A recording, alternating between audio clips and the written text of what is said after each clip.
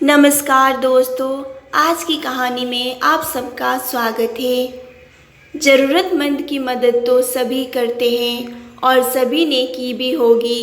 किसी ज़रूरतमंद की मदद करना अच्छी बात है, लेकिन इस कहानी में जिस तरीके से मदद की है वो तरीका बहुत ही अच्छा है और दिल को छू लेगा।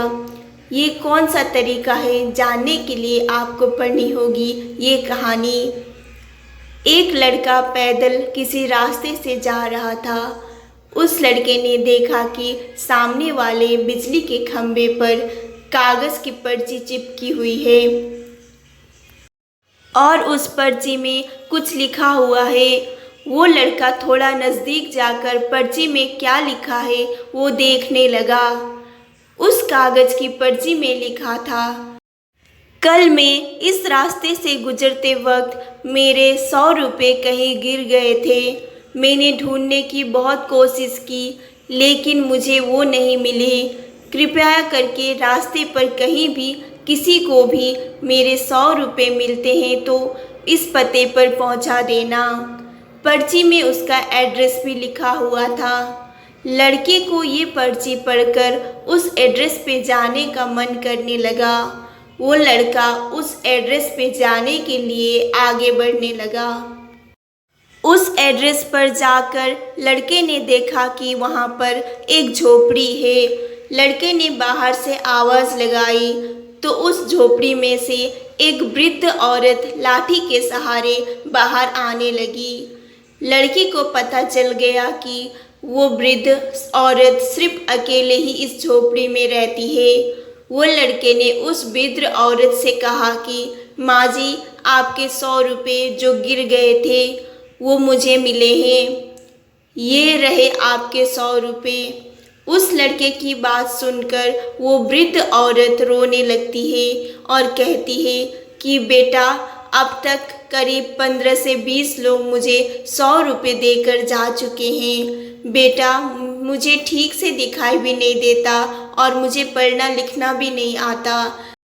पता नहीं किसने मेरी ऐसी हालत देखकर मेरी मदद करने के लिए ऐसा किया है।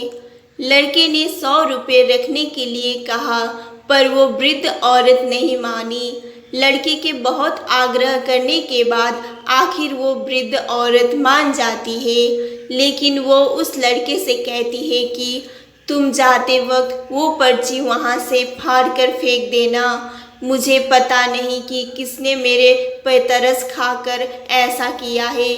लड़के ने कहा, माँ जी, आप इस बात की फिक्र मत करना, मैं वो पर्ची फाड़ दूंगा।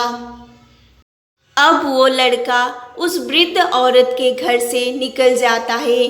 थोड़ी देर चलने के बाद उस लड़के ने सोचा कि आखिर मुझसे पहले आए हुए उन 15-20 लोगों को भी इस माँ जी ने वो पर्ची फाड़ने को कहा होगा, लेकिन उनमें से किसी ने भी पर्ची को नहीं फाड़ा, तो फिर मैं क्यों फाड़ दूँ।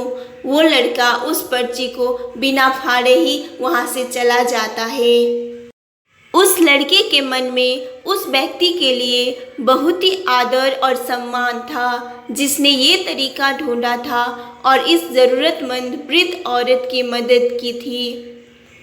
मोरल, हमारे मन में सिर्फ किसी ज़रूरतमंद की मदद करने की इच्छा होनी चाहिए, क्योंकि मदद करने के तो बहुत सारे तरीके होते हैं। हम किसी भी तरह मदद कर सकते हैं। दोस्तों, बस यही थी आज की कहानी। आज की कहानी आप सबको कैसी लगी? आशा करती हूँ ये कहानी आप सबको पसंद आई होगी। अगर पसंद आई है तो प्लीज़ मुझे सपोर्ट करना। ये कहानी देखने के लिए आप सबका बहुत बहुत धन्यवाद।